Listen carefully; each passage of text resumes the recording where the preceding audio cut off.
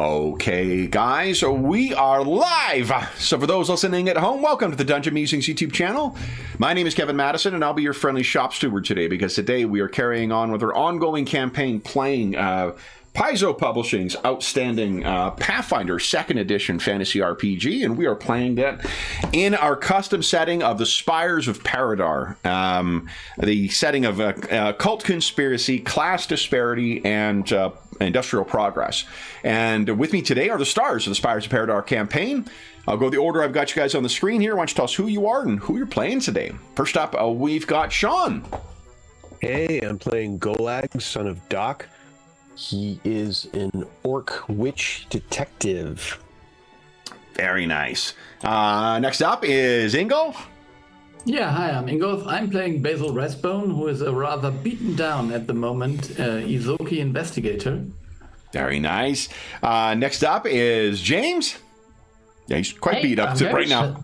And I'm playing Sally Dumede as Archetti, monk detective. Chirpy lass that she is. Nice. And last but certainly not least, it's Darren. Hello, Darren here. I am playing Dr. Adam Ursprung, who is a created flesh warp, and he's an inventor, and as always, he's got his trusty sidekick, Igor Mark IV. Very nice. So, guys, this is part 10 of our Guile of the Gaslight Man mystery. We were not able to play last session, so it's been a month since we've been back in Paridar, but what do you guys recall having happened the last time we played? And let me see if I've got a visual aid to bring us over to. Well, maybe Basil should take the first part of this one. Yeah, I mean, maybe he has some kind of blackout. So, we managed to get a hold of how is this ransom guy called? Backwell, and bring him to the location where this magical machine is running. And Basil was there basically to ensure that there would be no backlash against the family from this. And my name from Saxon Sane, Sane Saxon. I'm sorry. And but that turned out not to be working so great. Let me put it this way. This Sane Saxon managed to kidnap the children of Babwell and basically beat Basil down to the point of making death saving throws. So there was not so much left of Basil. Yeah, and he's not only does he look like a monster, but he is. He really is a monster in combat, and Basil at least is convinced that we can't overpower him by force at the moment. Mm-hmm. So and now we were talking about whether we what we wanted to do and what we wanted to convince Babwell of to help us with turning off this machine and then basically getting rid of Zane, because he's a tulpas or a creation of this machine that simulates the minds of let's say 1,000 people or so. So it focuses the mind power in a way. Yeah. So and like an artificial mind. Yeah, and it was last session is when you first brought Dr. Babwell to the device where this is all set up.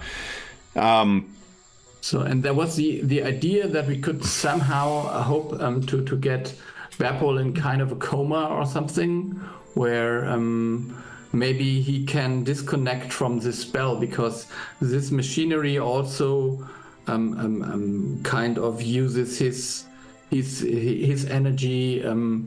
It doesn't need to, but it still does, and drains him. So we want to get him out of this cycle. That was the idea. So if he's in a coma, maybe the machine cannot use his swords or energy or whatever, something like that. I think he'd actually agreed to do it. We'd sort of convinced him just at the end of the session that we was going to sedate him in some way and go and try and find his children. That was what he was more concerned about. And I think we were going to go back to the university just to see if the professor had come up with any other way of stopping this machinery safely, or disconnecting him from the ritual, or yes, because we think if we try and destroy it, it's going to just potentially explode because it's going to overload, and we've got no idea what sort of damage that's going to do. Yeah, but then again, Basil was a little bit concerned with playing on time here, because he's not sure what this Saxon Sane will do to the children. Yeah. If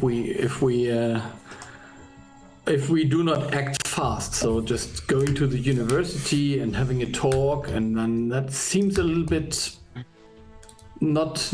I mean, urgent. Yeah, there seems to be a sense of urgency with the life of children at risk. But yeah, that certainly makes sense. Dr. Earspring was going to work on an explosive, right? A timed explosive or some kind of a... Well, again, it was the time sort of constraints of it, I think. It's how much time, if we manage...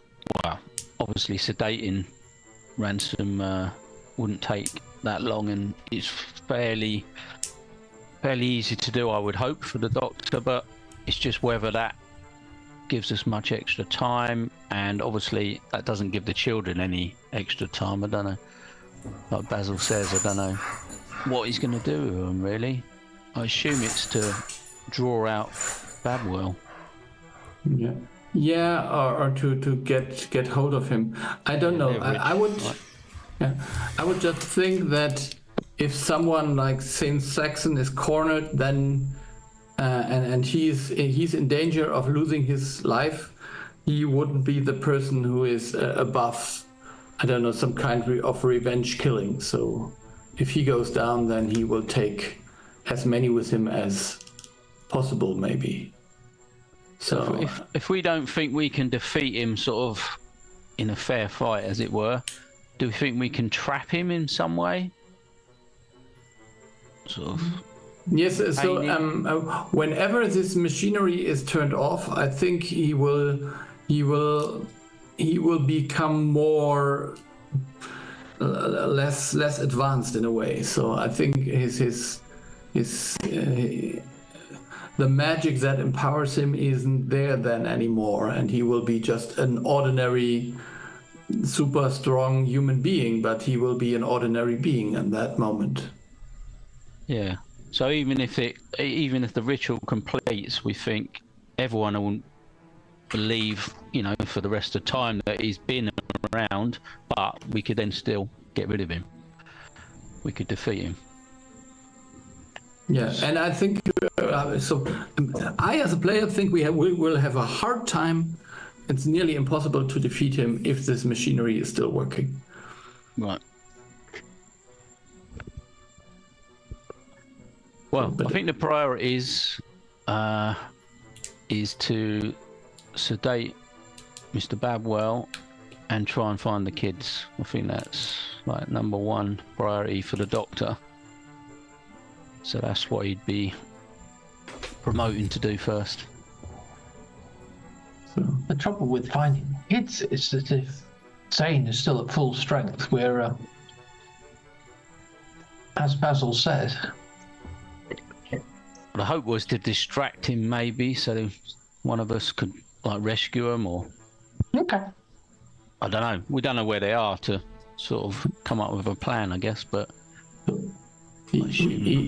I think he hit me twice, and that was enough. You're only little, though, Basil. Oh yeah, that's it. Yeah. Hate to point this out, Basil, but you're little. Yeah. Yeah, but that's of the three kind of disadvantages I could have. I chose only little. Yeah. Thank God you didn't pick the other ones. Oof. So we're find the kids, and we think the Babwell being put in a coma. That's going to what is the thought that will Just to slow him dying, basically. If he's sedated, maybe it won't draw the energy from him as quickly. And if he's sedated, maybe that'll screw up the machine and weaken it. Yeah, it might not be able to. Might not be able to complete the ritual as quickly. It's only a theory. I mean, I think it's a good theory, but. Well, I think that the expectation is like coma to the point of near death was the rate you would have to go to sort of, if you're going to be able to trick the invocation, that's sort of the line you effectively will have to kill him, but not quite kill him. Yeah. What could go wrong with that? I did think, was there even the possibility of some sort of crazy freezing, freezing him in some sort of status and then trying to bring him back? I wouldn't have thought even that sort of thought had ever been tried before. We hadn't. I don't remember you guys talking about that before, but that sounds like a terrific idea. The bold new field of cryonics. Yeah, I don't know. So, Adam, I think you have some kind of experiences with reanimation, I suppose. So, I mean, we could use that. Yeah. Would we be trying that and see if it worked? So we do that and we see what happens to the machine. Or are we just doing it and hoping that it has an effect? It's just hope it will have an effect. Yeah, I honestly, I think we don't have so many tries. So if we get Babwell into a coma, I don't think we can reanimate him and then get him in a second time into a coma. I wouldn't dare. No, we put him into a coma first, then we wake him up and then freeze him. Oh yeah. So as a reminder for the reason he consented to this stuff is because as concerned as he is about his kids, he's more concerned about what the greater impact on Paridar would be from the work he did, which would also impact his kids and a larger area. He's probably not going to be on board with a lot of experimental, let's try this and do this and whatever else. If you guys have a clear plan of action, that seems to be what he's on board with. Yeah. But so we can forestall a couple of shit, that didn't work. Because his kids are missing right now, and not to undercut his concern for his children, but that's what's Yeah, I think we were kind of sure that Zane would just go with the children to the office and wait for us, maybe leaving a message to the detective agency or to Golag's house, and just get to meet us at the company. So I'm thinking that we have to go there. But my idea was that we would like to have some kind of thing where we could be sure that this machine would turn off or explode if we aren't back in 3 hours' time or something like that. So to have some kind of fail-safe. Yeah. But didn't we say that would take a few hours to construct some sort of device? Yeah, I mean, I think we have a walking machine that could help with that, but I would remote. I haven't got the remote for the distance though. Mm-hmm. Oh, do you need a remote? Couldn't you just? Well, you have to basically press a button, I think, to sort of set it off. Igor.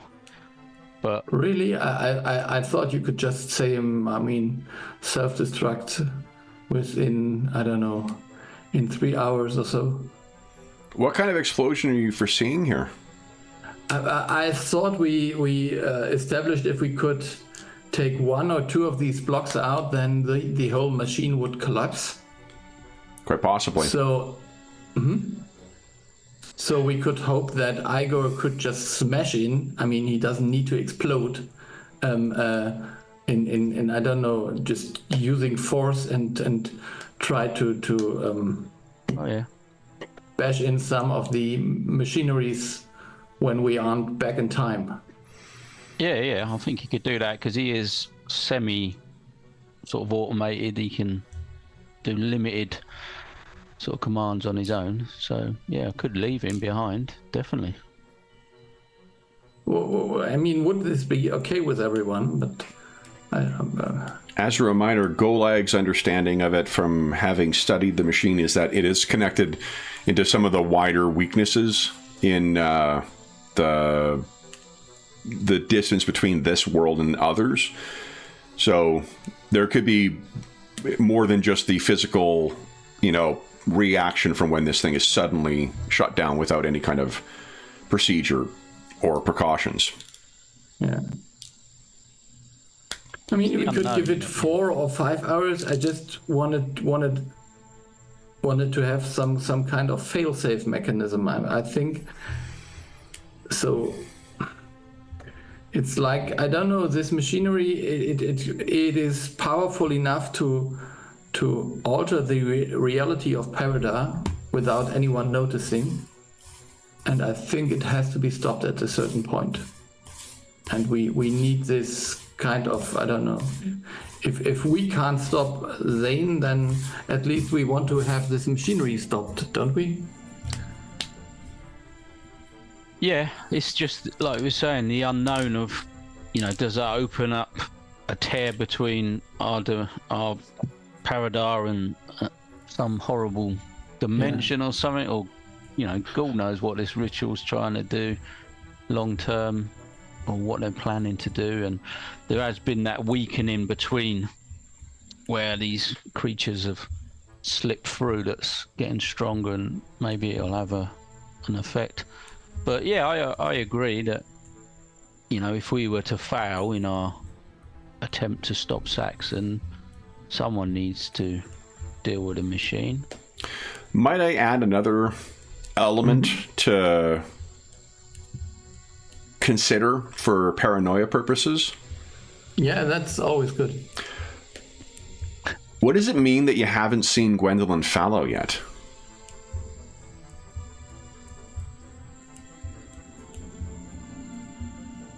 Yeah. She's pretty good at hiding and keeping her out of sight, but Yeah, I mean, she could be here all the time, but I think we are pretty sure that she wasn't. So. But she seems to be masterminding it, I would say. It's her that's behind it But all. this, somehow it just, yeah. I mean, but that's another discussion. Don't. Yeah, I mean, Basil would think she is not genius enough for this kind of ploy. I mean, that was, if she were that brilliant, why could we have stopped this Augustus Thorngrave? I don't know, this guy so easily compared. That was quite a long while ago, though, so she's probably grown in power, hasn't she? Yeah, so, but grown in intellect mightily. I mean, come on, this is a nearly perfect plan. This is. If she's not at the top, then who is at the top? It becomes a question. Because it doesn't seem to be Saxon. I mean, Saxon seems to be a output, not a not a beginning top of the pyramid guy. One of the theories you guys had discussed before as well was with the purpose for this machine. Yeah, that was what I was going to say. The worrying thing last time we learned was that Saxon had approved a contract with the military, so they could be involved quite heavily, as well as in they're going to construct something to make sort of super soldiers like Saxon, or so they could be involved as well. They're pretty secretive in Paridar. Yeah. Okay.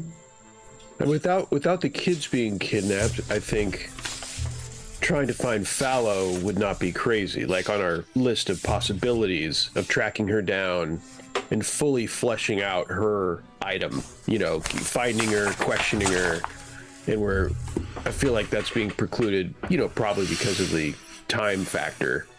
But that would be a good one. I'm just saying it because that would be a good one, I think. If we didn't have the time factor, I think it'd be a natural one at this point. Yeah. You guys had discussed last time as well, potentially calling in help from different organizations that you've made contact with. And I think you ran through the list and found like, no, we really can't trust anybody with this particular machine. So one question. I still have this ring? Oh, come on. Yeah. I think grandmother would be quite helpful or quite happy to hear from you about this machine. Yeah. So Basil has this ring from the enemy of the war, this old witch. So I mean, she's just waiting for me to join her I don't know, Coven? associates or something. So. Yeah, I mean, come on, how do you not trust that face? Yeah. That's a big Friday night right there. I mean, you can't blame her for letting off a little steam once in a while. Absolutely not. No, that is a person who makes a fucking great cabbage roll. So Absolutely. I bet she's got a boyfriend called Icarus. That could be a good time. yeah, Because she's a looker too. exactly. So So where's that leave us? To do something to Babwell of one thing or another, and to go and to hope that's enough to weaken the machine, and then off we go to find the kids. And if we do, that's when the confrontation happens. And we just hope the machine is affected enough by the experiment on Babwell without checking if it worked, right? So that's the plan. Yeah, and we won't call it experiment. We call it, I don't know, treatment. This is the inner circle. We're doing it inner circle. Regular. Inner circle. yeah, this is amongst the only you treatment. guys. Inner Babwell circle. is studying the machine at this point while he's looking over everything. Yeah. So what other resources do you guys have to draw on to try and find Saxon? You've got Basil's Butcher Street Irregulars. What other resources could you draw on?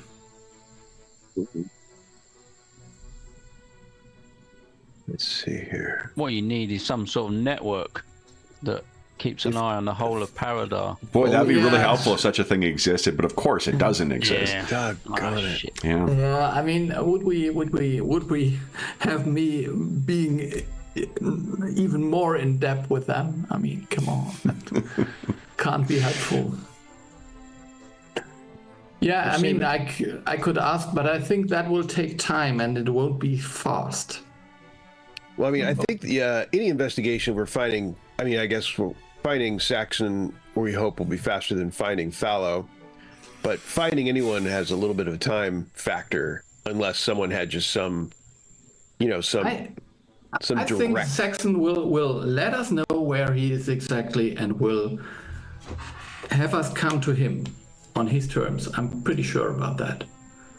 Well, we've got the factory and his home address. They're the obvious places to look straight away and could be looked at fairly quickly. Yep. But like you say, if he wants to come to us because he's got a bargaining tool and, then yeah, like Basil says, he'll come to us. But we should definitely check those two locations because he might just be waiting for us to show up, like you say. Might be expecting Babwell to turn up to negotiate to get the kids back. So he might not have gone into hiding. So it might be quite easy to find.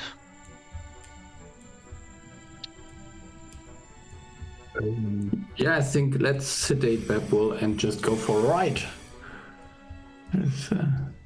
I hear that your carriage drives great. I mean, it's a pleasure to drive. I hear. So you're like sedating him is A, not a matter that you can do just with what Dr. Ursprung's got on him, and B, it's not something, if it's the level of sedation that you're anticipating, So it we is have going to to go need to the like clinic. medical supervision to maintain this so he doesn't full on die. Yeah. Okay, so then we have to go to the clinic and then Yeah, good get there. eyes well to monitor him at all So times. is there any since urgency is a matter, is there any sense in splitting up, since not everyone needs to take him to the clinic? Is there any, so I mean, does Basil not want to check friends that don't exist, like for example would be one, since he's not really needed to take. I'm just throwing it out there. Yeah. No. I can definitely make a stop, and I don't know. Someone could check out the factory, whether he's there, while the rest of the group moves to the clinic directly. I don't know. That sounds good. We don't have communications. We don't have a way to. That's the only. I thought of those things. I had a little of that going too, but there's not a way to. Yeah, I guess we could just meet at one of the locations, irrespective. Yeah. So like everyone meets at the factory.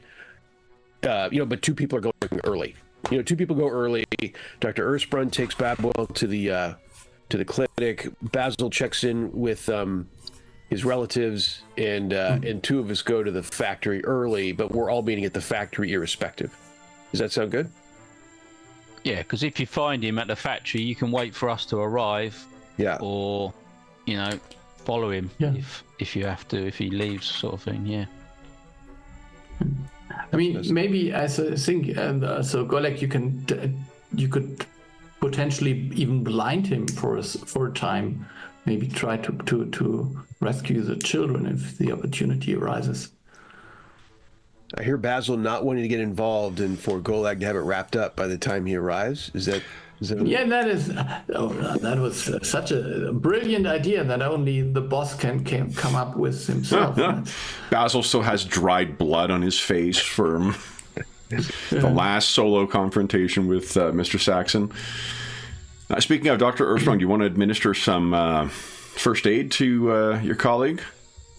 I think you did the last session. That is with you? Oh my goodness. Yeah. Yeah. I was at 0. I was dying too because it was a critical hit.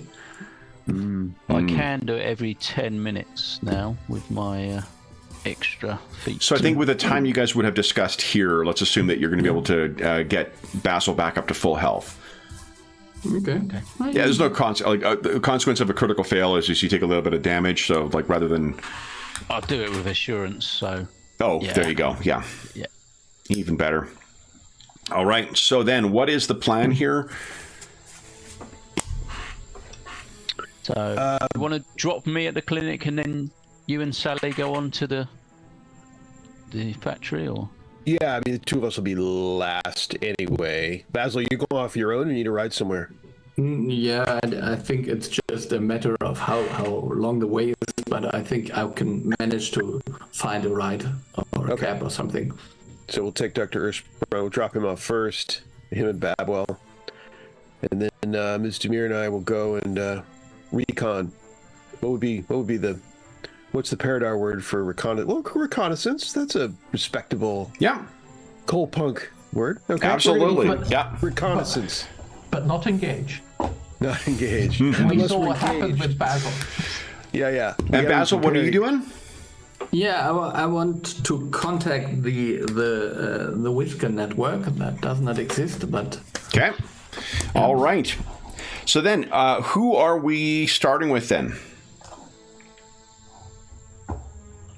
Basil, you're on your own. You want to go first or last? Yeah. I can just. I mean, I don't. As far as I think, I would just not get the answer immediately. So I think I could start and then get the answer. I don't know, at some point. Okay. So Basil is going to his regular drop-off point. I think your dead drop was in a park, wasn't it?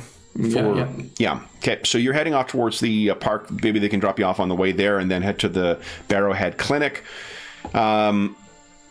What is the mood like in the carriage ride there? Dr. Risewell has a look of concern on his face, and his hands are once again shaking. What do you tell him the plan is as well? Well, I'm driving, so someone else will have to take care of that. Exactly. Was it 10 and 2? Come on. 10 and 2, the scarf. Isadora Duncan's scarf is goggles. billowing behind, yep. Still checking on the seat settings. Not quite. Still can't get this. I'm not quite sure it's where it was. It's debatable. Yep. So that leads it to Basil, Sally, and Dr. Earthsprung to explain the plan to Dr. Risewell. I'll explain the process of like putting him into a deep sleep or a coma. I say, you know, your heartbeat will be slowed, and we'll try and trick this ritual into thinking that you've literally passed away, and hopefully that'll give us more time to rescue your children and also confront Mr. Saxon and stop this machinery.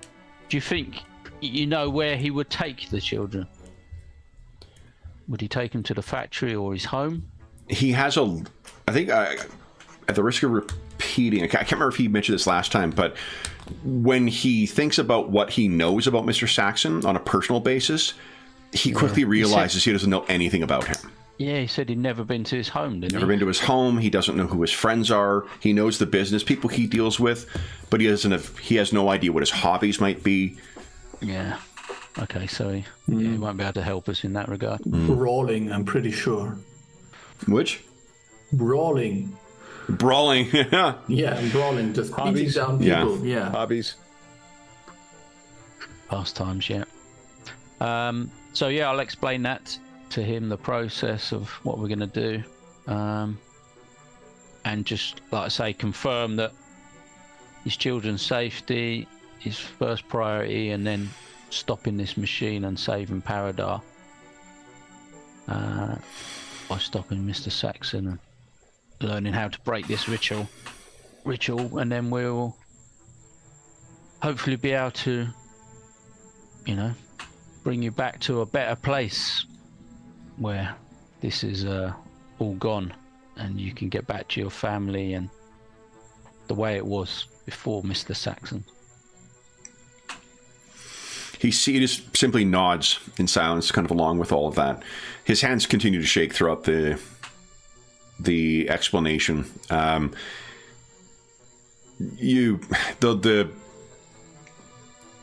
He seems not hopeless, but he does not give any indication that he is. I'm trying to think of what the proper phrasing would be for it. Yeah, does he seem like he feels guilty in a way? Is he sort of... Absolutely. Yeah. From the moment you showed him the drawings of that and to see everything that's happened,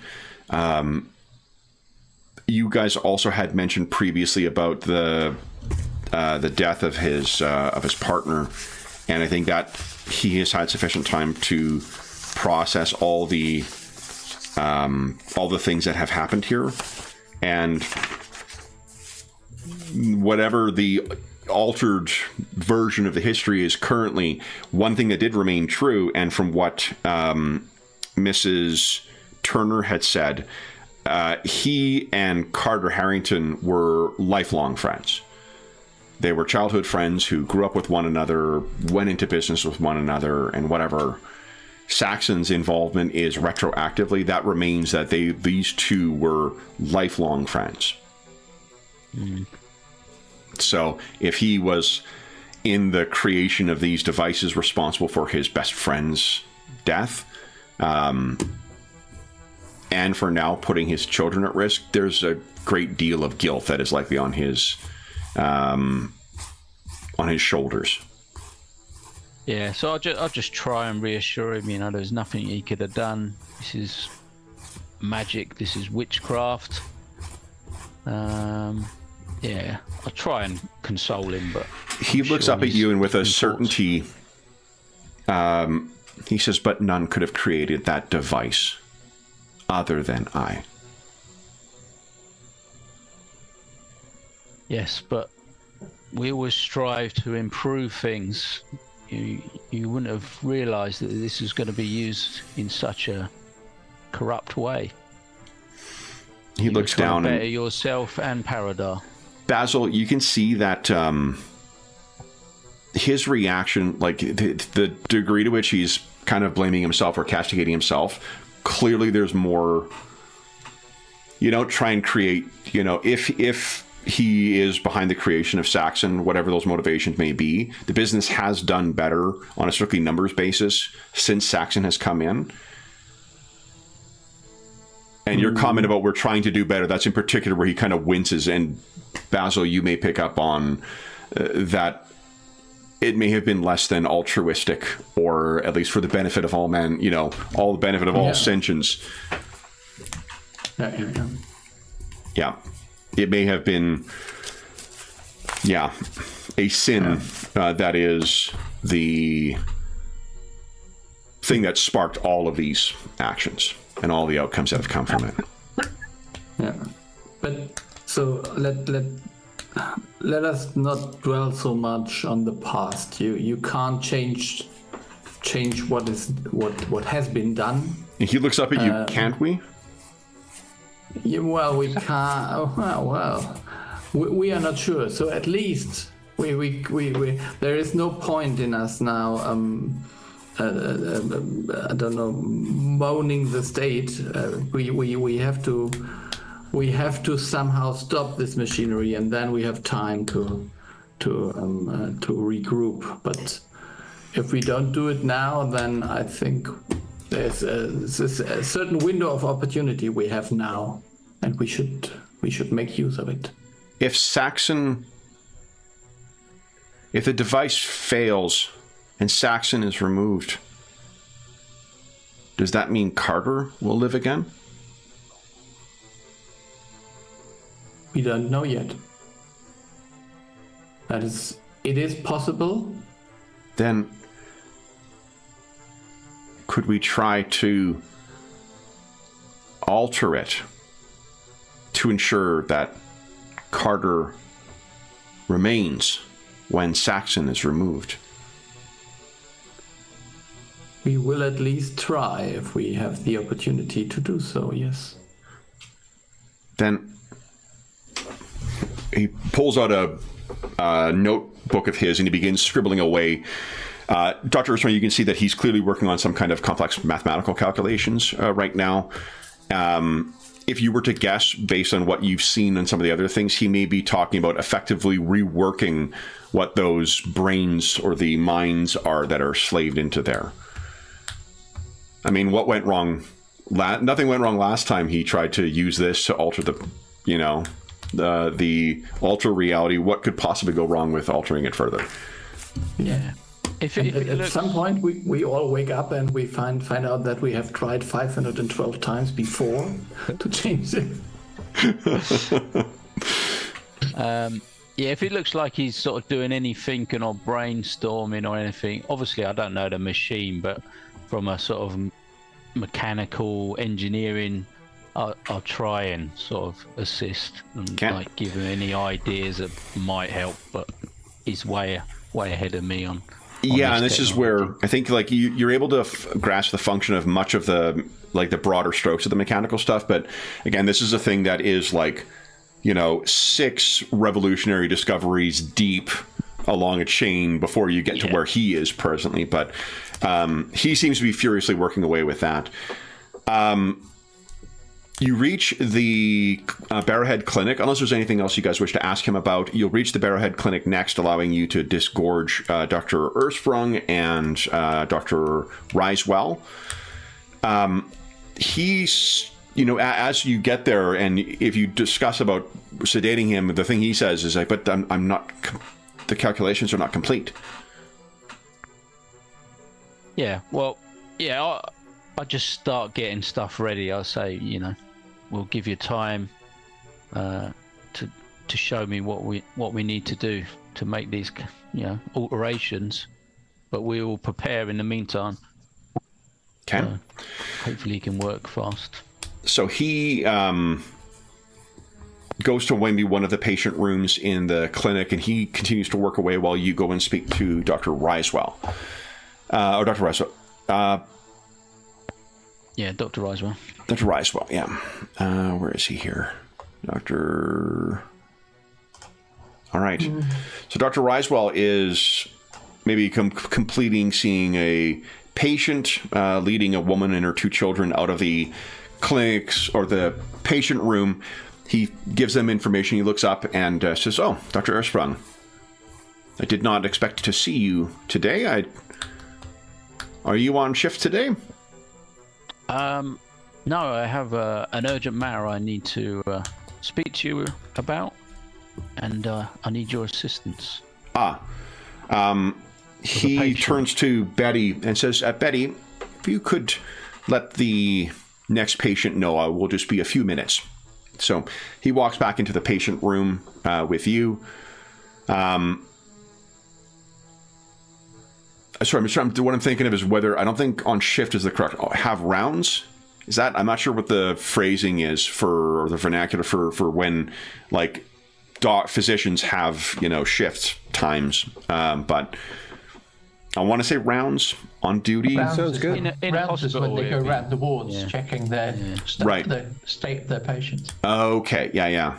Clinic hours, If people maybe? staying in, then you would have rounds, wouldn't So you? All right, so he comes in and he says, "What was it that you wish to discuss?" And I haven't spoken to him about this at all, have I? I don't think to so. This point. No. Yeah, I can't go into all of the details, unfortunately, but I am working on an investigation. I see. With my colleagues, and I have someone that is suffering from. It's not an illness; it's some sort of witchcraft. It's I don't know if you've heard the name Miss Fallows, Gwendolyn Fallows. I am not evil, familiar. Yeah, an evil a woman, a kind of witch, I would almost describe her as. But she is involved this man in some sort of ritual, and it's taking the essence or his life force from him. It's draining him. So we were hoping that if we could sedate him, it would extend his chances of survival. And I was looking to perform this sedation in the clinic, but I would need someone to monitor him closely while I'm away, trying to get to the bottom of this whole problem. I see. It's very involved. I'm sorry, I can't explain all the details at this time. No, and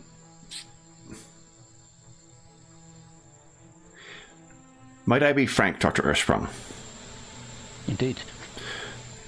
I understand that your work with the Illuminators is quite important. The patients of this clinic are likewise important, and I have a full slate of patients to see today. From what I can tell, nothing appears to be urgent. Much of it is simply checkups or follow-ups from previous appointments. And obviously, if this man is at risk, I am happy to assist with that. But Dr. Ersprung, by placing the resources of this clinic at the disposal of this investigation, it is at the expense of servicing the individuals for whom this clinic is operated. These are obviously extraordinary circumstances, and I recognize the importance of this to you and to this individual, but I wish only to notice that by prioritizing one over the other, our limited resources are focused, then, at the expense of those you hope to assist with this. It's a valid point. I take it on board, but this is important. This is important for the whole of Paridar. We can repurpose one of the other rooms, maybe, temporarily. I will see to it and work with Betty both to reschedule our appointments and to have things ready. You can rest assured, Doctor, he will be in good hands. Thank you. So he will leave to go and speak to him. Was your intent to kind of get him sedated first and then go and meet up with the others back at the warehouse? Yeah. Yeah. Or the factory, not the warehouse, the factory. Yeah. Okay. All right, so let's leave you. I think Basil's the next one getting dropped off. Do you want to do that next, guys? Sounds good. So you were dropped off, and Basil, we are at a kind of a more central location park. Let me think here. You collected the kids. You collected him at night. You brought him here. The kids were taken very late at night. You had your debrief and your planning period. So this is probably like very, very early in the morning, or by morning I mean literal morning, like 2 to 4 a.m. Or it's very early in the dawn, where we would see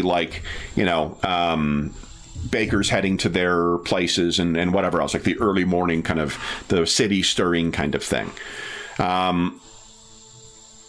I think given the scene we just had, it's probably early morning, because someone wouldn't come at 4 in the morning for their appointment, right?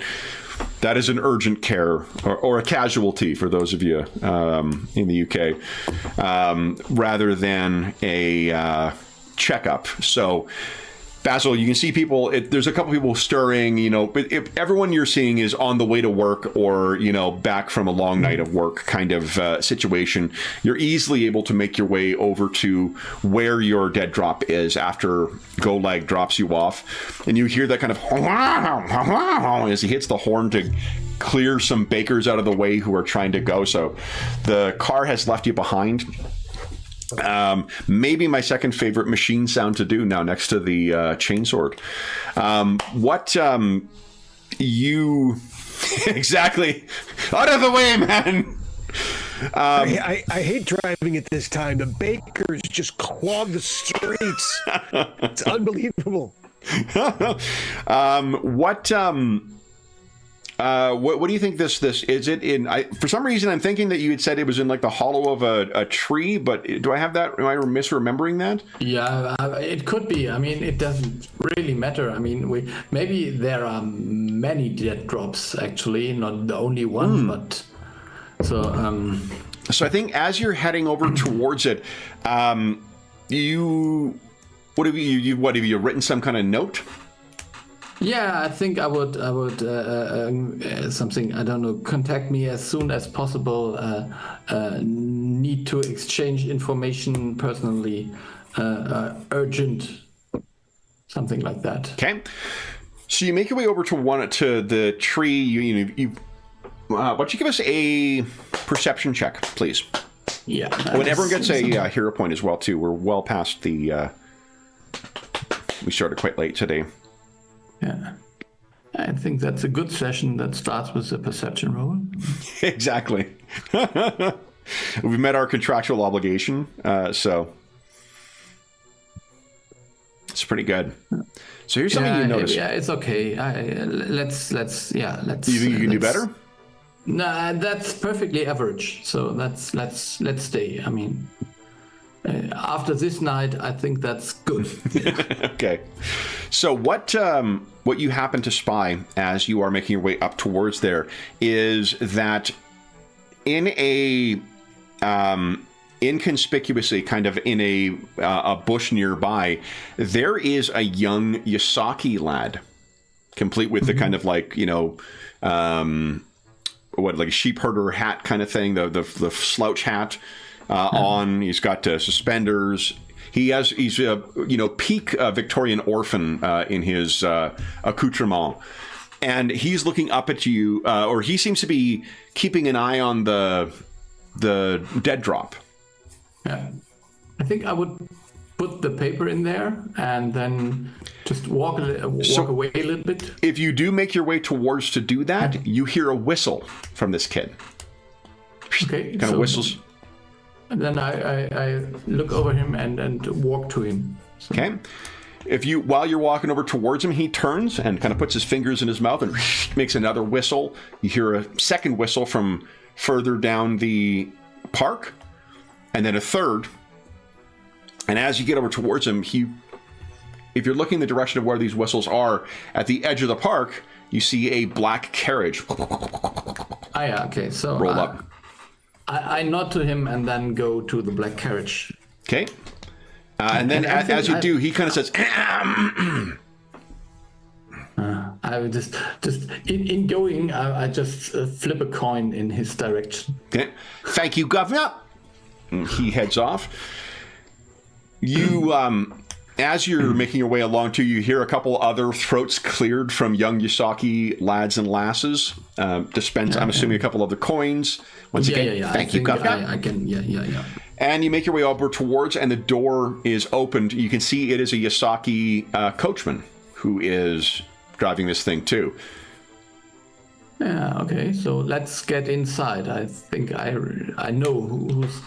Okay. So you hop in. Going to, yeah.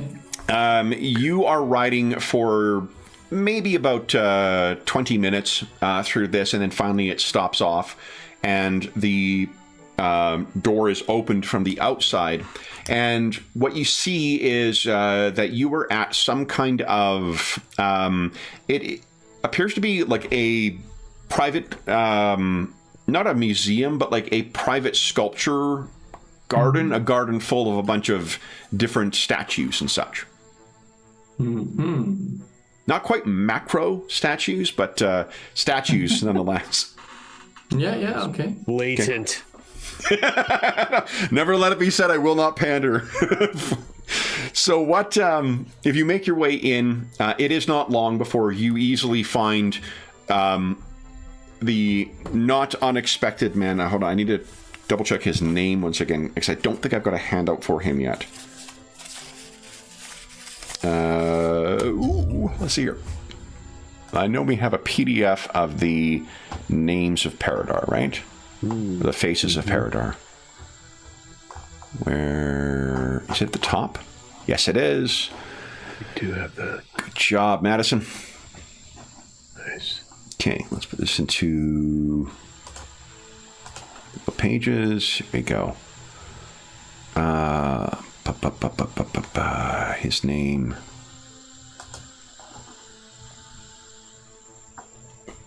is...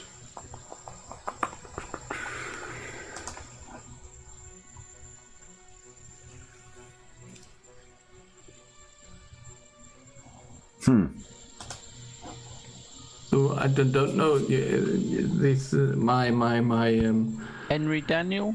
Yeah. Henri Daniel, Henri right? Daniel, yeah. Thank you very much. Sir Henri Daniel, isn't it? We don't know yet. Yeah. So we don't know anything about him. Yeah, sir. You know, he does have a knighthood. Yeah. Yeah. Oh, that's interesting. So Yes. So you find Sir Henri Daniel dressed in a different, you know, maybe it's like a very slightly maroon-hued kind of tuxedo, a top hat that accents his, 3-foot stature. He has a monocle. Because, of course, he has a monocle. And he is studying a statue that is before him. He leans very jauntily on a cane and is studying the statue, gives no indication that he has seen you or acknowledged your presence. Mm-hmm. So I will just make a small noise to maybe...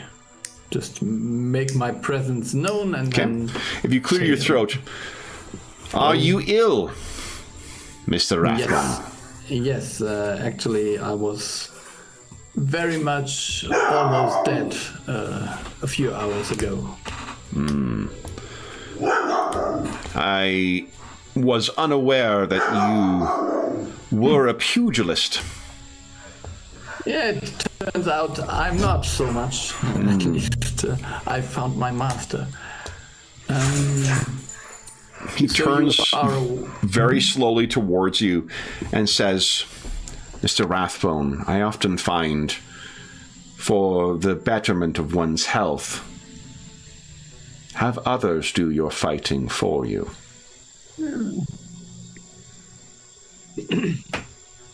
I will try to make a note of that. He positions the cane in front of him and turns towards you, leaning. Not a lot of weight, but enough weight to make you think the cane may be required. You wish to see me, Mr. Rathbone? Yes. So, as you are aware, we are investigating the happenings around Saxon Sane and the deaths of this thing with the company. I don't know the name anymore, but Babwell Logistics and Engineering. Babwell Logistics and Engineering, and I was trying to get an answer to who is behind all of that, you know, and I think I found an answer, but that answer turns out to be very, very serious and deadly. So I have to find Saxon Sane as soon as possible. So not only do you require information, you require it quickly. Yes, and I'm well aware that there will be a price for that, and you can infer that I deem this very urgent. Otherwise, I wouldn't have come. But I can give you some information that probably you don't know. So, do you know who is behind? One eyebrow slowly arcs up. That is as skeptical an eyebrow raise as he could offer, but he is open to hearing. Yeah. So,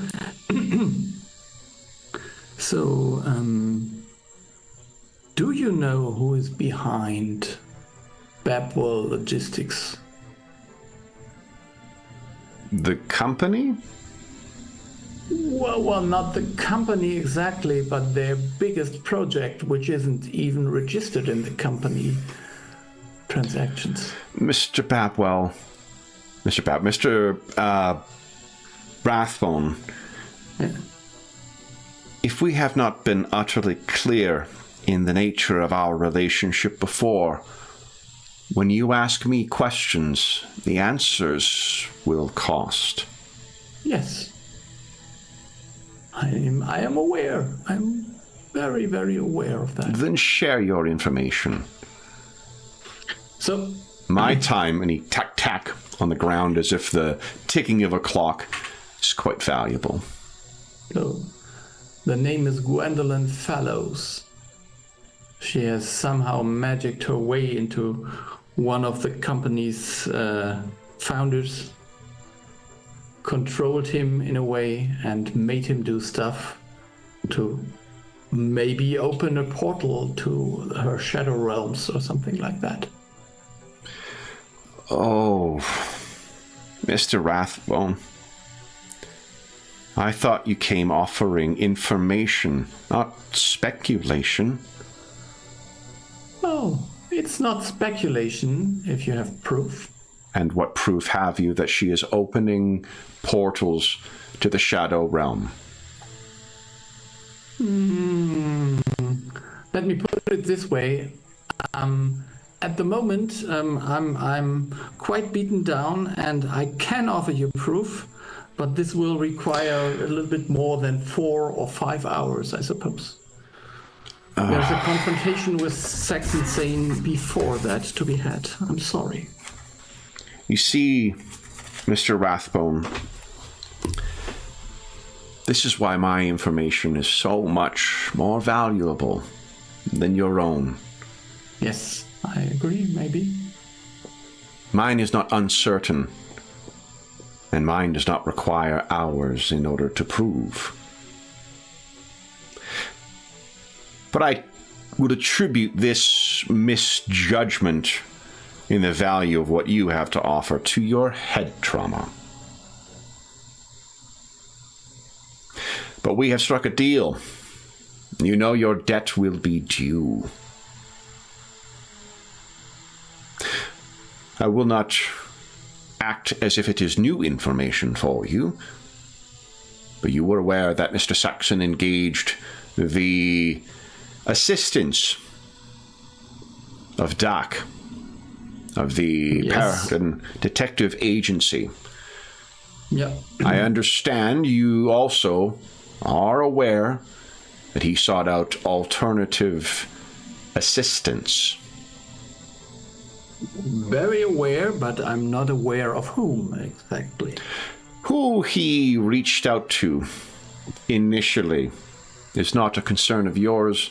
What you need only trust is that I ensured that his basest impulses were blunted, and he did not bring harm directly to you and your office. Thank you. I can also tell you, whatever dire straits he finds himself in now, he does seem most desperate. Of the many, many, many colleagues that I have, it is among one of the most disreputable that he found himself appearing most recently, and, from what I'm informed, in the accompaniment of 2 small children. Yes. He sought a place unknown to his partner, and while he did not mention your associates by name, it seems he is fearful of them, as he is wise to do. This associate contacted me, and I approved his provision of a safe house to Mr. Saxon. And it appears that you have come in search of that very place. That is the case. Do you think yourself his equal now, Mr. Rathbone? Or will you simply offer yourself up for more punishment in future? I think I'm alone no match for this person, but with my colleagues, I think we will have a fair chance of winning that.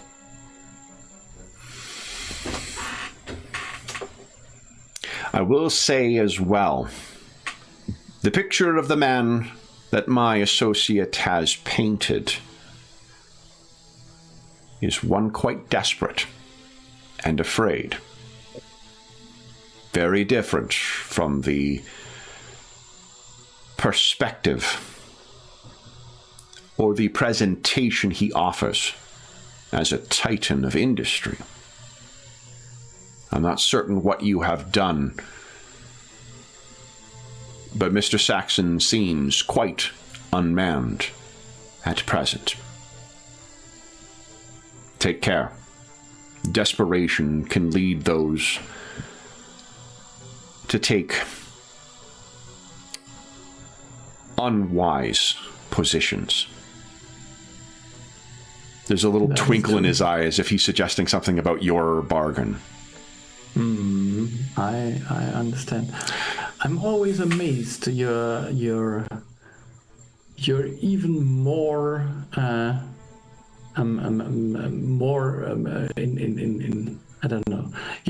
You know even more about things than I would have imagined you know about them. That's His whiskers tweak, but then, Mr. Rathbone, that is my business. I will offer one further morsel for you. There is a man, a human, who has been seemingly inquiring of your Mr. Golak. Yes. He is unassociated with any of the organizations with which you are familiar thus far. I do not know why he is seeking out the information. He is an explorer.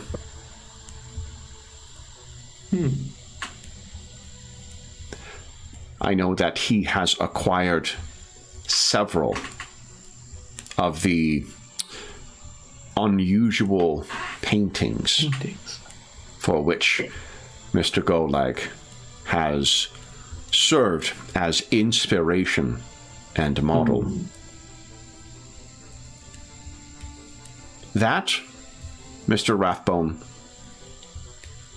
is gratis. Thank you very much. You see someone kind of walk out about, at the other side of the garden. He looks over, this person kind of nods his head, and he says, "Forgive me, Mr. Rathbone, our time has expired." He walks away, and as he's moving, again, moving on that cane, he stops and looks back, and he says, "Mr. Rathbone, take care. I would hate to see a debt unfulfilled." And then he turns and carries on, unless you wish to ask anything else. I was just about to make a quip, but yeah, no. You can quip. He's got time to. You can hear it. Yeah. Just I hear in this city a death is nothing that would stop a debt. He stops, and I'm glad on that we both agree. So he carries on, and you will find when you exit the garden a carriage waiting to take you wherever you wish to go next. So let's take our delayed mid-session break now, and then we'll come back and see what Golag and Sally uncover wherever they are going. So for those listening at home, we'll be back in about 5 minutes.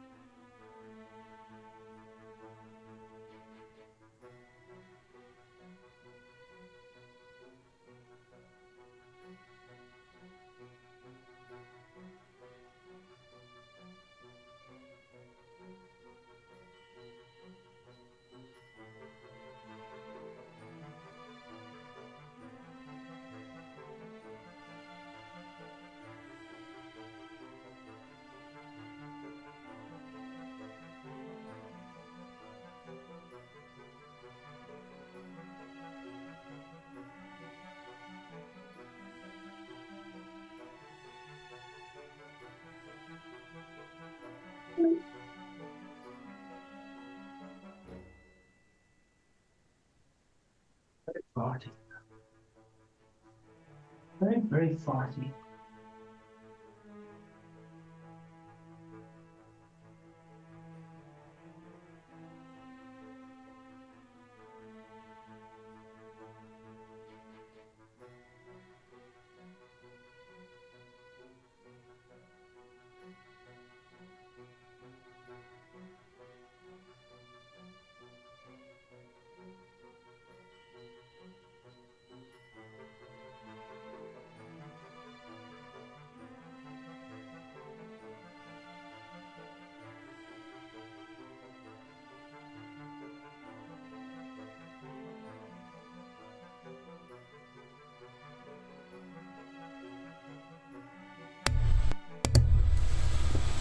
All right, first back.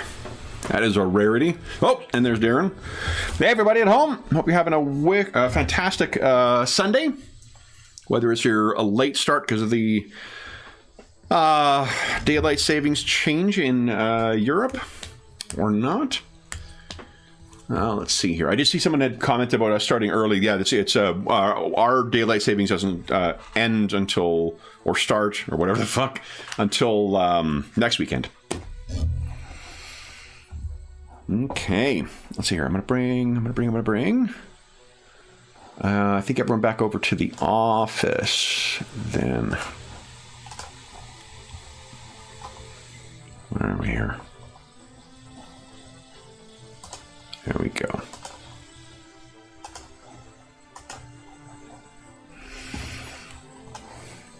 Oh, fucking hell. There we go. Good. Okay.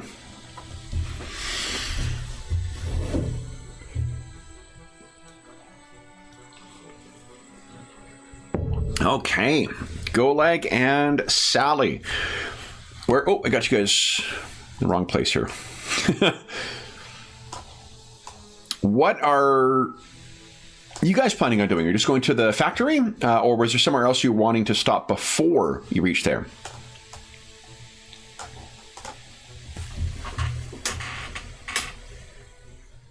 I think we were just going to go to the factory, right? I can't think of anything. Okay. Maybe Sylvan to wash the car while we're doing this. You know, doing the pick him up on the way with his, check the fluids. You know, right? Tire pressure. Make maximum use. You know, well, he can park the car properly and drop us off. No, we will. I think we go straight to the factory and. Okay. Go straight to the yeah, and we'll park plenty of distance away. We have time. Okay. Time for us is not. I think we will have time to do this. So, had you guys worked out beforehand a kind of place to meet up? Do you think to like where your hiding place is? You guys had surveilled this place before, or Basil had at least. So you know you have a common frame of reference of where sort of was a good hiding hole. It's true.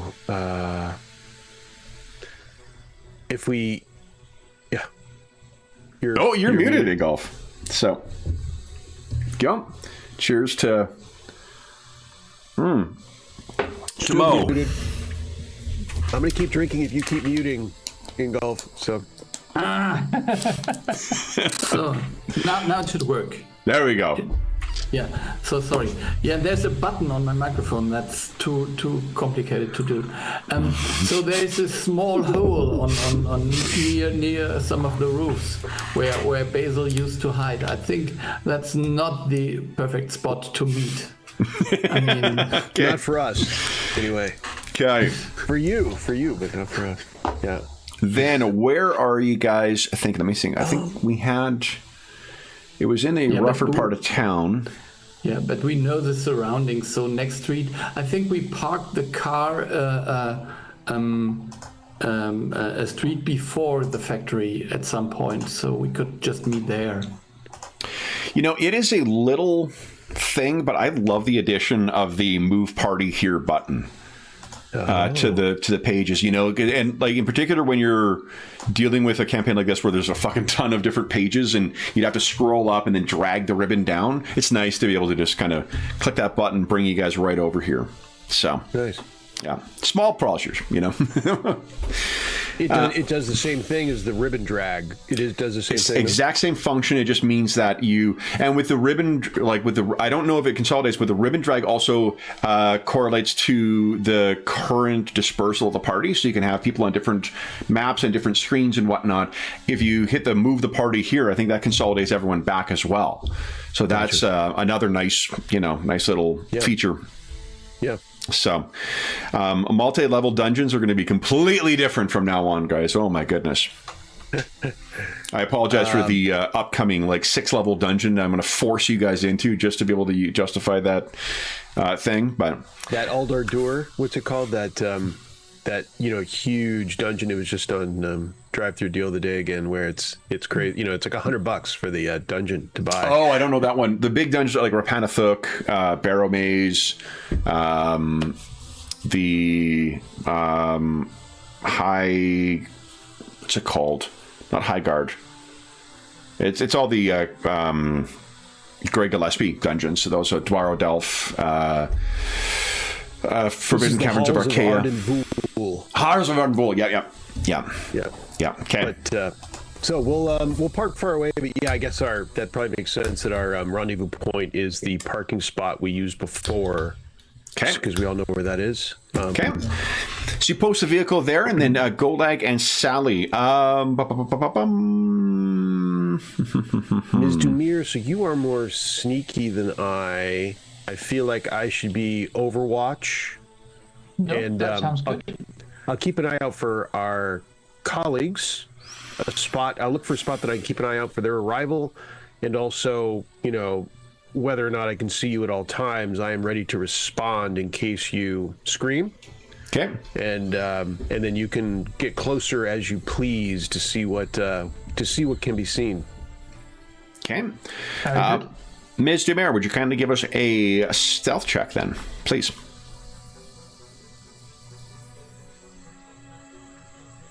This, I'm assuming, is similar to the alley where you'll be hiding.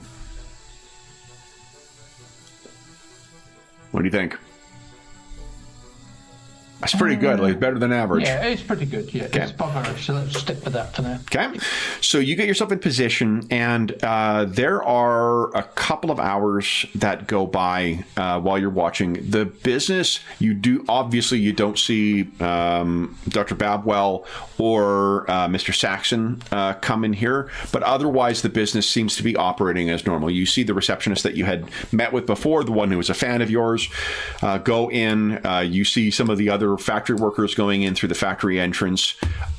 Otherwise, there doesn't seem to be anything amiss with this building, apart from the in those early couple of hours. There is maybe one person who seems to go in who you would guess would be like a finance person maybe, or a business person, and they seem to be turned away fairly quickly, and the look on their face suggests that they're put out by whatever the development was.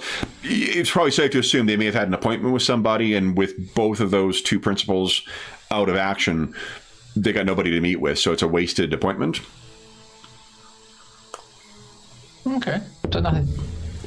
And I think it's around then when Golag, you will spy Basil come up to the cart, or the not cart, what do you call it? Your motorized carriage. Yeah. I assume that you give it some kind of fancy name as well, too, but, Probably. I'll have to think about that. But, So you see Basil, and if you wanted to kind of whistle, get his attention, you could easily do so. Yeah, I'll give him my top hat still, or my probably writing. I can picture it, but I don't know what I'd call it. I'm sure it has a name, some real life kind of cool name of the kind of, it puffs up a little, it's got a brim. The hat? Well, it is definitely a hat, but some cool, for a riding cap, a riding of carriage, part of my carriage. Oh, yeah. The driving cap thing. Yeah. I don't know the name of that. I doff it, give him a little doff. Yeah. And how was your meeting, Basil? Yeah, I don't know. So a little bit disturbing, but The gist of it is the following. Saxon is at a safe house with the children. I know where that safe house is. He has acquired service of other people, so maybe he is not alone. I can't say for sure. We won't find him here. That is my information. And as for the price I will have to pay for that, I'm not sure. Oh, he has given you the name, the address, or like the place to the contact to go to find where the safe house is as well. We didn't role play that out, but that he would have given you that information. Yeah. So I will know where we have to go, and we need to wait for Adam, I suppose, or do we pick him up here from here? I think we'll pick him up. I think we left it. That's a good point. I think he was coming to visit you or coming to meet up with you guys once he sedates Dr. Babwell. Is that right, Doctor? Yeah, that seems reasonable. Yep. Okay. So we do need to go to a location, Basil, to learn the address of the safe house. Yeah, I'm not quite sure whether I understood Kevin correct now. So I know where the address is exactly, or whom I have to ask for it.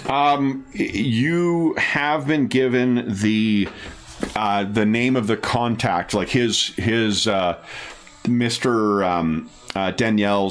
Sir Danielle's associate, and that person will give you the address for where the safe house is. Okay, so we will have to stop at some point to get to this contact. Very good. Yeah, Yep. but so I was told that Saxon is very unstable. He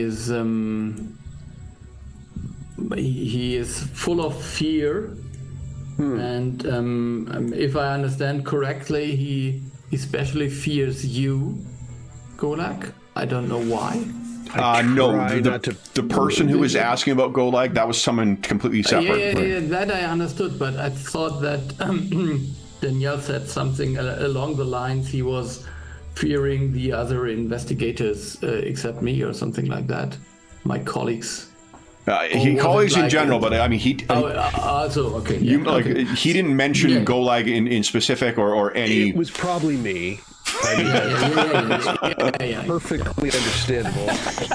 This is not the first time we've come across this. The apple does not fall far from the tree. This is how it. Yeah. So at the moment, I wonder whether there is still a solution possible that will not end in violence. But I suppose Anna doesn't think so. Yeah, that Sane is not stable enough to actually to bargain with him. That's the problem. So I guess I mean it's interesting that I wasn't readily interpreting his rage as fear, but that makes sense given that interpretation of his behavior, of what we've seen. You know, he doesn't cower in fear, he strikes in fear. You know, he's acting out of makes it there's a logic there that I had not considered exactly like that before. Yeah. So, but that makes him even more dangerous in the way that he will stop at nothing, because I think he is, for him, everything is at stake, and there's no need to hold back in one way or the other. And that made him even unattractive for some people like your father as a client, because you can't be sure that those people don't mess up in a way. And that's basically what the IOU told us. I mean, he is out of bounds in a way. Cornered animal, if you will. Yeah. And I think that's maybe the perfect description. It's more like instinctive, animalistic behavior on his part. Yeah, it's certainly helpful if we are tempted to parlay. When the temptation to parlay arises with us, it is good to keep that in mind. In fact, I mean, it may inform whether we even, whether we strike from surprise, if we choose to dismiss the chance of parlay. Yeah. And so I'm thinking we are waiting for Adam to arrive. And Indeed.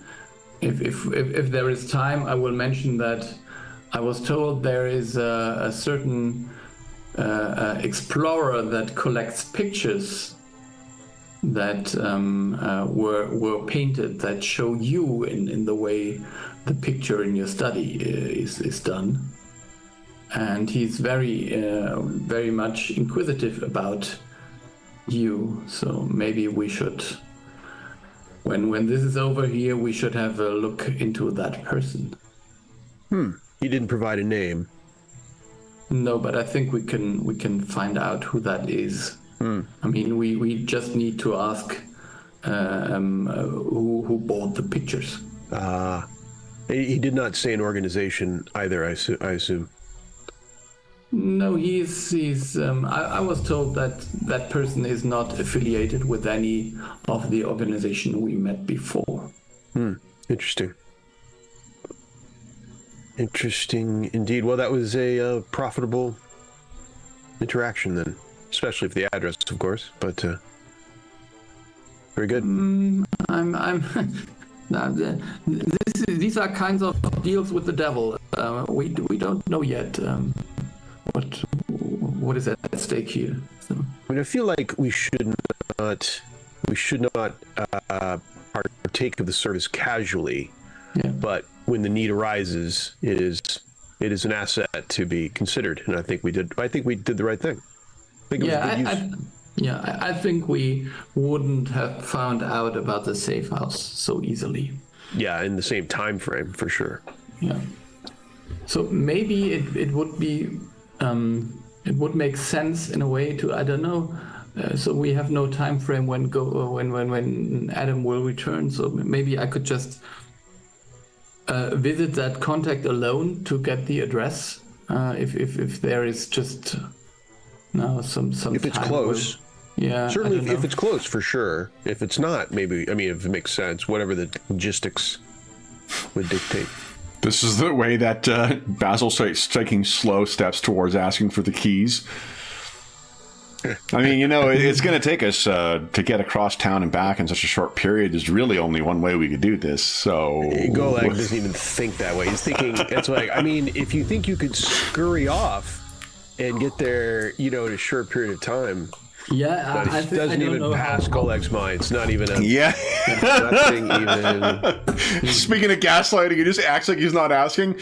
I can't think of a single way. I don't think Golak's not gaslighting. He has no, that is not even... Nope. No. Yeah. So I would take a cab then, I suppose. Okay. To head off and get the information. All right. Yes. So then, while you were keeping watch, while Basil is going to collect that information, Dr. Earthsprung, let's go back to the Barrowhead Clinic. So, when you had left, Dr. Risewell was going to make accommodations to get the necessary, medical supplies and pharmaceuticals to do this thing. He's coordinated with Betty to have the patients reschedule their appointments. What have you been doing? I'll probably get Cyrus to help me sort of organise a room that we probably wouldn't normally use for like patients and that, and just clear it out and put. Is this more experimenting, boss? Doctor? Unfortunately not. It's a long-term patient that's going to be staying here. Hopefully for not too long, but we don't know how long, so we need a bit of extra space. We don't want to take up room in the clinic, so we just need to clear this out, clean it. Convalescence or palliative care?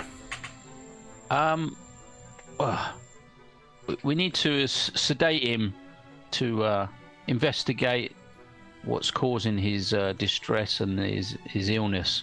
So it's a matter of time. We need to buy ourselves some more time. So You expect anyone to come looking for this fella? I would hope not.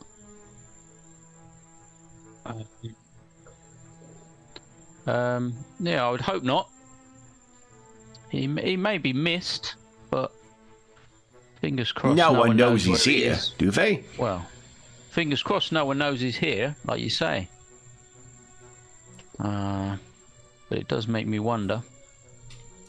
So you need not make a roll for this, but you may remember one of the comments before about Cyrus is that, like, when it was just you and him and Betty setting up the clinic, like, he had a place there, right? He had a role. And as the clinic's gotten larger, that particular role seems to have not really...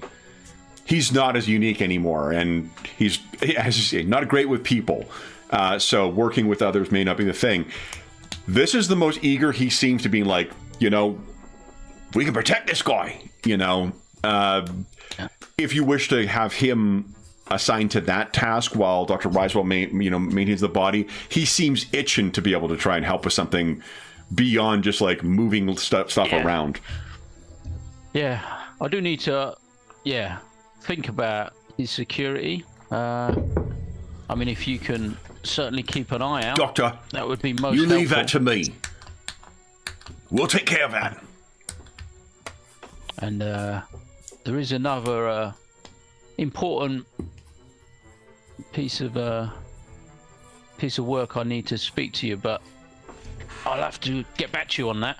I've got another job that I'm gonna need you to look in for me, should I say? Always at your disposal, Doctor. You've become a valuable member of the team. You can see he's trying to fight back a smile. Wow. I try and do my part, don't I? Thank you, Doctor. I'll see to the security. We'll make sure your man... He's at the spectacle fella. Yeah? That's it, yes, in the other room. No one will get past me and mine, Doctor. Don't you worry.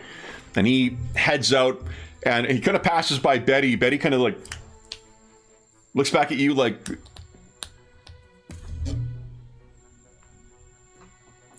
He's gonna keep an eye on my patient for me. I've given him specific orders to keep him safe. I think it's good for him to give him some more responsibility. She nods in complete agreement. Everything should be set up now, Doctor. Thank you very much, as always. Of course. And she heads over. If you head in, Dr. Risewell is back in there once again, and he's just looking over everything. And he says, this is an impressive setup, Doctor. I think we have everything prepared for your patient. Yep, I hope it does what we were hoping for. He nods, and as you're going out, before he'd leave the room, he says, Doctor, what I said before, I hope you do not take from my comments. What you have built here is impressive and unique, and it offers something that is unlike anything that has been offered to these people before. My concern and my comments are strictly with the continuation of this mission and to ensure its success. Indeed, and it's with the generosity of the people of Paridar and people like yourself that has made this place what it has become. And it was at the forefront of my mind that we would be taking resources away, but I assure you this is of the utmost importance. I trust your judgment, Doctor. Whenever you are ready, I believe we are ready for the patient. Okay, and I'll go and check on Babwell to see if he's finished with his If you knock on the workings. door, he says, just a few more minutes. And it's at a panic level that is unlike what you've heard from him before. And if you look at Betty, she says, he said that before, too. I checked on him as well. I think I'll go in. Okay. And he says, just a few more minutes. You go in there, and there's like paper scattered all across the examination bed that have numbers all over them. This is like, approaching the inside of, what's his name?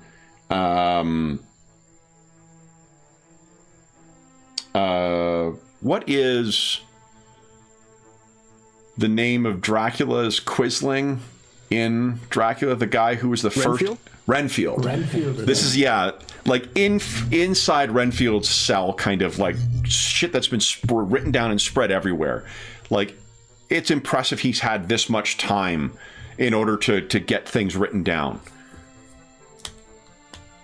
So I'll sort of slowly sort of sit down beside him, and I sort of place a hand on his shoulder, and I say, he looks up from the... Do you think it's possible, in the time that we have, for you to make these corrections? Why don't you give us a diplomacy check, please? Or medicine. I think this is partly a bedside manner thing, so if you suck at diplomacy, I don't want to penalize you for that necessarily. Yeah, I'll go with the medicine. He, it's a good 10 seconds of him looking at all the stuff before him, the pencil he's worn down to almost a nub, the pages that have been torn out of this thing. When he finally looks up at you, and his eyes are full of and heavy with tears. I don't think he's able to really give you an answer, but you know what the answer is here. It's the fact that we will hopefully stop this machine. It may reverse what has happened automatically. You may not need these calculations. We don't know how this works. This is something that's never happened before. This is all theories. What will be, and unfortunately I don't think you're going to be able to help. Not now. I think we need to continue with our plan, and I'll sort of try and sort of get him up. Yeah, you're able to sort of escort along. He's gone his way to being sedated, but he's not catatonic, but like he's just shattered. Yeah, there's the from the time where you informed him, he was clearly in an agitated and weakened state beforehand, but then you factor in what you guys told him about this device that he'd only dreamt of, and then confronting him with the reality of it, and then him realizing the impact of his actions, and now finding himself unable to, he seems utterly defeated, so very easily lead him in. Dr. Risewell introduces himself as the physician, and like Dr. Babel gives no indication that he's hearing it or processing it whatsoever. You lay him down in the bed, and why don't you give us a medicine check, please? Okay. That 36 was incredible, by the by. Yeah. Now, are you satisfied with that? I think I'm going to go with that, because the way I'm going to treat it is whatever you're setting is kind of like stealth, where it's going to be setting a difficulty for anything trying to access or, thwart this. Yeah, the danger is I could make it worse. That's my thinking, so I'm going to stick with that, I think. Okay. So there is a good, maybe 40 minutes worth of work of getting him level, making sure that his vitals are being maintained or being monitored. Once you've got everything settled in, Dr. Risewell says, how long do you expect to keep him in this state? Well, I'm hoping it's only well, a day or two at the most. Hopefully hours, but I can't be sure. We will need to requisition some further fluids then to ensure he is fed, but I can make such arrangements with Betty. Whatever is beyond the immediacy of his care, Doctor, I trust that you will see to that. Rest assured that we will see to his immediate needs. Yes, and I will check back in as soon as I can. We will be here. Good luck. Thank you. So, leaving the sedated Dr. Babwell behind, you catch a carriage or a cab and make your way to the rendezvous point. It's probably close to noon by the time Dr. Ursprung returns, and Basil, you will have collected the address from that point. And there's very little that happens. When you go and see the person, the guide looks pretty, when it's, when you kind of knock on the door and it's answered and he finds that it's a Yasaki, he looks pretty fucking terrified and happily gives it over to you. And you get the impression this is the kind of guy who probably is not as polite as he is to you, to anybody else. That kind of big, tough, gruff, whatever. And he's just like, of course, here's your thing. He knows the family. Yeah, I see. Yep. And it'll be, I think, probably the two of you are arriving back very close to the same time. Sally, in the interim, you have seen no one else come back to the factory. At least more to the point, Mr. Saxon has not returned. So Basil and Dr. Ursprung, you have returned. And Golag Basil, you'll know where Mr. Golag is concealed. And Dr. Ursprung, you are alerted to his location and you join him as well. What happens next, guys? Yeah, let's go there. Everyone's together. It's time. We recognize the address as being like a small sort of small housing, or sort of is it in a rich district, or what sort of? You need not, Basil's knowledge of the city, you need not make a roll for that. It is in a warehouse, again. But this is a single, kind of trader type place. Shop out front, shipping in the back, residence above. But a bit more sort of busy, as it were. Not like the other warehouse, which is a bit more secluded. Or... more, likely there will be more people around, yeah. And if there is an operating business on the ground floor still, he hasn't said whether it's open or not, but the neighborhood will certainly be more active. So we've got to be... until night. Nightfall, it's probably dead.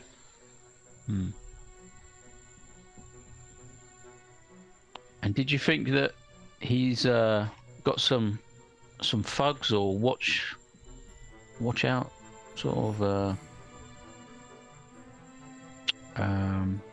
people looking out for him, watching the property? Yeah, just try to analyze this situation, and maybe if we find someone, if we just, we would park a little bit outside and then just survey before we get nearer, I suppose. And I don't know, maybe Sally is the one who should sneak in, not me. I think flashbacks for reasons, yeah. Okay. So if you pull up into the neighborhood, you do, as you said, you park further away. You can tell from once you get into viewing distance of this place that it is not operating. Like it is, the windows are newspapered up. Whatever this place has been whether it has been active before, it does not seem to be any longer, but it's not like so long closed that it has. The newspapers in the window have been there long enough to yellow. They have not been there so long that people have broken windows and they've had to put boards over them. So this seems like a opportune place for a safe house. Let me see if I can find one of our street views here. That'd be appropriate.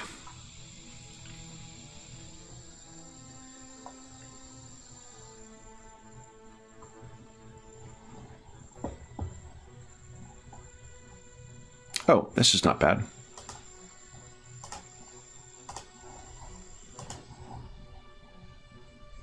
Yeah.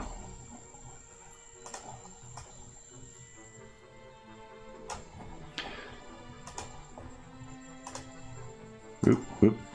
So this, guys, is sort of what you can expect from this. Oh, and you've got some people up here. Hannibal Ducard. Boy, there's a name we haven't heard in a while. Oh, yeah. He will come to our rescue.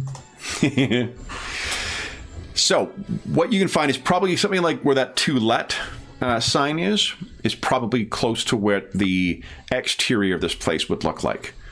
There's people idling along on the street. By the time you reach here, it's likely like 1 o'clock or so in the afternoon. It is, of course, overcast, as it often is in Paridar. What do you guys do?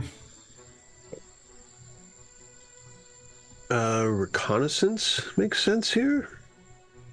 So, is Dumir, if you... Like anything else we want to do on location while we're... before things perhaps get started? Anything else needs to be done? Also, speaking to myself as well. What do you guys... I guess, yeah, that's the other thing is what do you guys wish to... What's the plan here? The windows seem to be papered over, so you may be able to go and listen at a window. It's unlikely you'll be able to see inside. If you wait for a half hour or so, does not appear to be anyone coming and going, at least not in this building. Some of the adjoining buildings there are, but... Or not adjoining buildings, but some of the nearby stuff. This is not an abandoned neighborhood. It's just that this place seems to be between operators. So, Sally, you want to sneak in? Oh, I guess I Back door, maybe. tend to do either through the back or through the top. My preferred route. Hey, yo. Yeah. I saw Sean smile. We wait for a loud noise and then we all run in.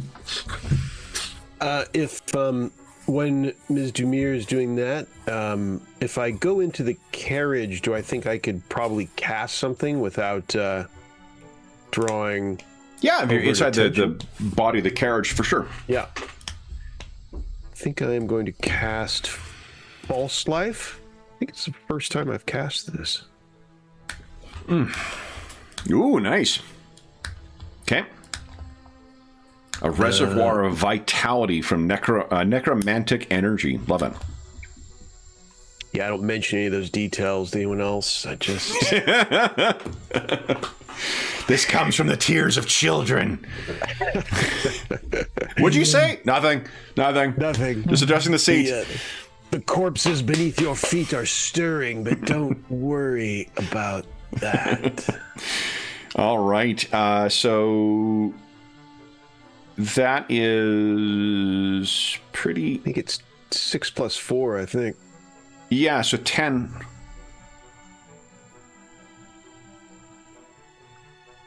That seems like for a 3rd level spell, it's not super powerful. Yeah. Right? Like for 10 extra hit points. Right. Now let him have fun with his spell. I mean, come on. No, I don't mean it to undercut. It's just like I think a fireball does like 8d6 damage. Right. So and that's a 3rd level spell. are you casting it at 3rd level and it's a 1st level spell, or is it? Because I wonder if it's the heightened thing. I think it's been a while, but I believe False Life. I think it's 3rd natively, so it'd have to be at 4th. To to see things. Boy, oh boy. Okay. And I am casting it at 3rd. It's native. I'm pretty sure it's got to. I mean, it says 3rd, and I believe it. That's so. The equivalent in Pathfinder Core seems likely to be False Vitality. False Vitality is a 2nd level spell, same duration, 8 hours. You gain 10 temporary hit points, and when it's heightened, you gain 3 extra. So you would get 13. The same, then. Yeah, it's the same. It's the same, but it's a second. It's a second level spell in Core as opposed to the 3rd level spell, though. Interesting. Yeah. So you get 13 hit points as opposed to 10. Right on. That I'll take it into, but that's so still curious. Yes, it's not terrible, right? And right. I mean, my spell sucks. No, sorry. This is the first time I'm casting this really shitty spell. But even just in comparison to your healing abilities and whatnot, those I think heal more at that level of spell than what you're getting as just a single buffer. And it's not like it regenerates. What about duration? I mean, don't bother but it's more like the 20% or increase of hit points. Or 15% or something like that. Was duration worse, Kevin, in the other one? Do you no, remember? duration is 8 hours. Okay. 8 hours as well. 2 things to cost. Just like when you've got a hit point of 82, like an extra 10 points. Yeah. At a 3rd level spell, it doesn't seem like it's. Yeah. Well, I haven't used it much, and there you go. Yeah, I know. And you know what? They wouldn't keep it in the game if it wasn't of value to So. I'm just not seeing what the value is necessarily. Yeah. Okay, so then Goldegg, you've got your false life active, or false vitality, depending on which one you're using. Anything else you guys wish to do before Sally is going to try and make her way in? Yeah, because just to say, going up the front and listening at the window, there's the risk somebody would see me. Oh, heck yeah. There on the front. Yep. So. I don't know why you would think that with your glowing motes of light on your dark skin against the white, spackle. But go ahead and give us an athletics check, please, to get you up there. Check. No problem. And then would you kindly give us a stealth check? And sorry, I closed a book when I needed to reference a number in here. Ooh, yeah, we'll re-roll that one. Okay. Oh, bloody hell. Okay. So you're making your way up to the roof. Would you give us a perception check as well, please?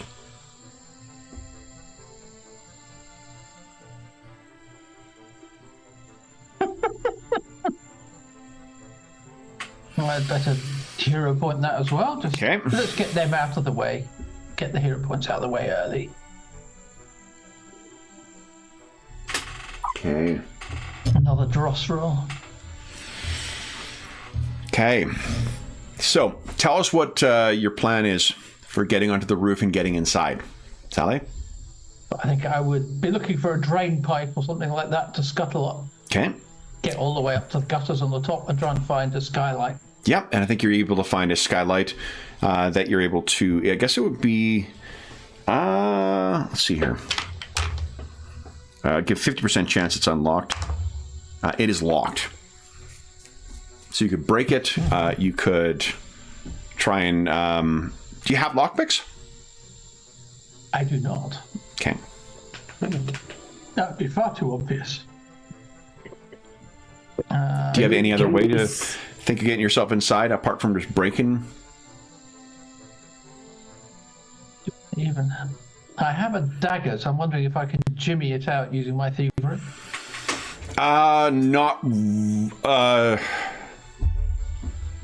Not really, no. Like the thieves' tools are a particular kind of asset. You can make an attempt here anyway. I'm going to increase the difficulty of it And it's going to be at the expense of noise. So go ahead. Give us a thievery check.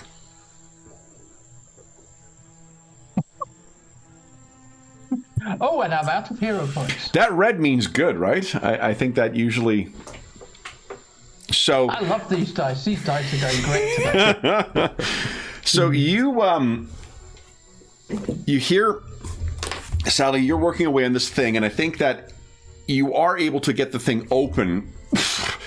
But unfortunately, between a combination of a slightly subpar stealth roll, a abysmal perception roll, and this, you've left yourself sort of like you're sort of focused on, oh fuck, like the noise that this thing has made.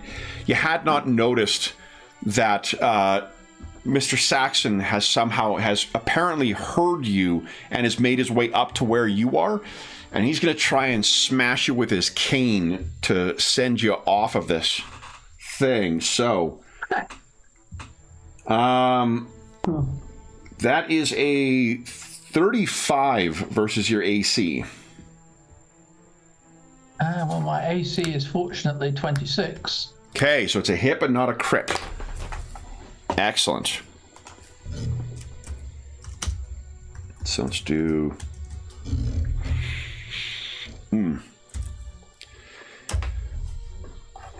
25 damage you take from that hit. And you are now aware... Oh, fuck, I have bad news. You're flat-footed. -2 to your AC. Oh, cool. So... that is 46 damage you take. Because that would have been enough to bump it to a crit. Why don't you go ahead and give us an initiative roll, please? Using perception. Okay. Are you Dismal there as well. kidding me? All of us, or only Sally? No, only Sally. Only Sally's aware of what's going on right now. Let me see here. I did not roll very well. These dice are great. These dice. Yeah, are great. really. I mean, if you insisted on borrowing stuff from Jeff, you know, you... Okay. James, you just wrote all the 20s you had in the Star Trek game. Yeah. All right, and take that off.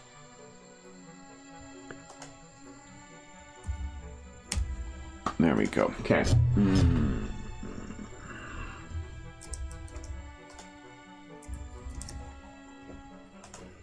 All right. And I rolled a... Okay. So on his turn, now I'm going to give you partial cover now for this. So he reaches out and he says, "You'll not take me!" And is going to try and hit you. Once again, Sally. That is a 32. So again, hit but not a crit, I think, this time. Because you're no longer flat-footed. 30 points of damage. And the second, so he's whacked you with it, and then he is going to try and push you this time.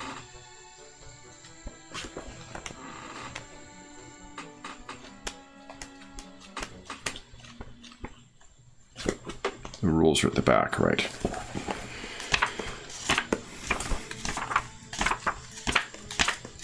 I think it's athletics attack for a...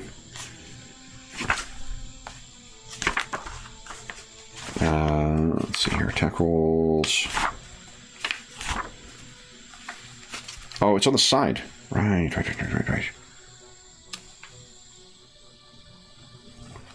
Actions. I do like the sidebars in the Pathfinder core stuff. It's helpful for navigating.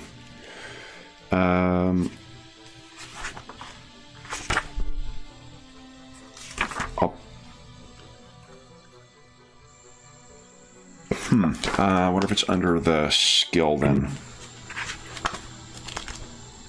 It's clever having the skills be the thing that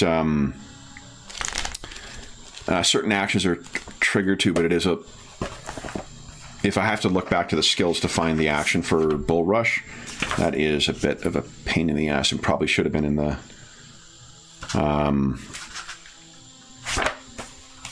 should have been in the combat section. And they are. Disarm is in there. Shove is in there, so... All right. Here we go. Sally, this is going to be against... What's your fortitude bonus? 11. 11. Okay, so it's a 21. And minus 5. Oops. So he hits you, and you were knocked 10 feet back as he kind of hits you with the cane. So you are flying back off the top of the roof. Would you give us, as a reaction, you can try and grab a ledge? Acrobatics or athletics? I think, I'm going to double check here. I think it's, it might be either. Acrobatics it is, sir. Here, let's see here. Grab a ledge. Grab an edge is here, 419. Oop.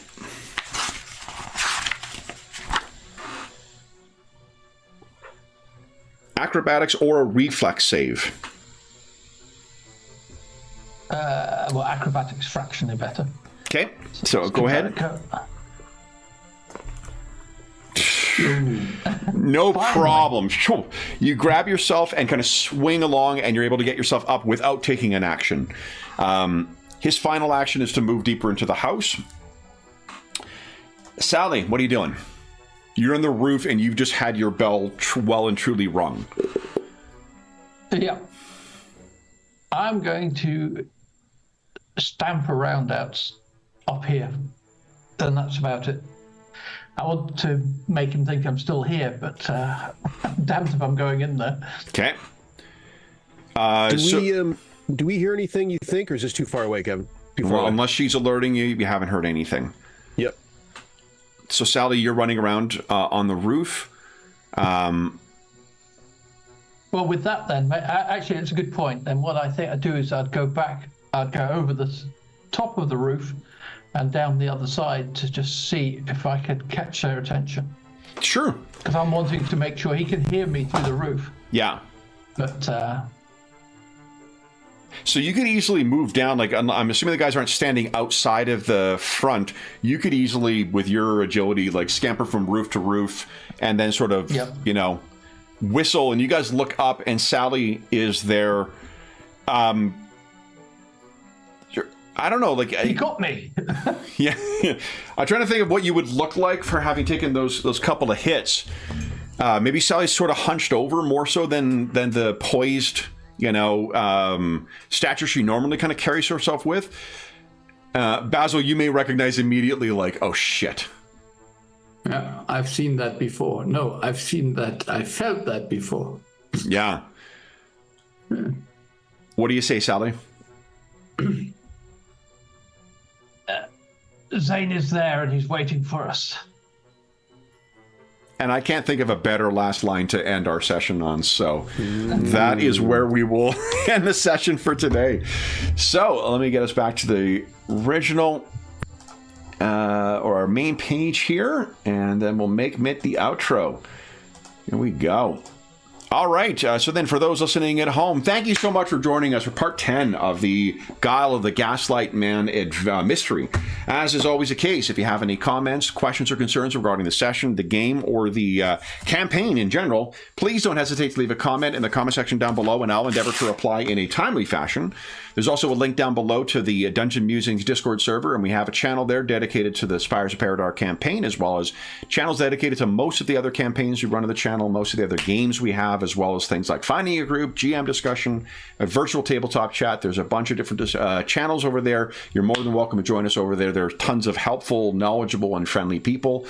There's also a link down below to our friends at Noble Knight Games. I'm hoping this week I'll be getting the updated discount code. The one that's listed there currently is not functioning any longer, but if you come back to one of our later sessions this week or this coming weekend, we should have the updated discount code.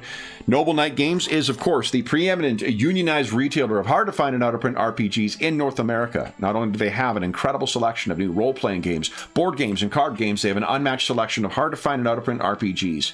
If they do not have something in stock in their extensive catalog that you are looking for, you can put it on a want list, and they'll send you an email when it comes in. And if you make a purchase of $10 or more through their website, be sure to enter the discount code that we will hopefully have by Wednesday session, and you'll be able to save yourself 10% in your purchase. There's a winter sale is also coming up soon. There's also a link down below to something called Heroes Save Villages, which is the charity fundraising that we have run on the channel. It benefits the SOS Children's Villages International Charity, an incredible organization active in over 130 countries, benefiting over 80,000 orphaned and abandoned children. We currently have voting going on right now for our next mashup session that we're running as our charity session.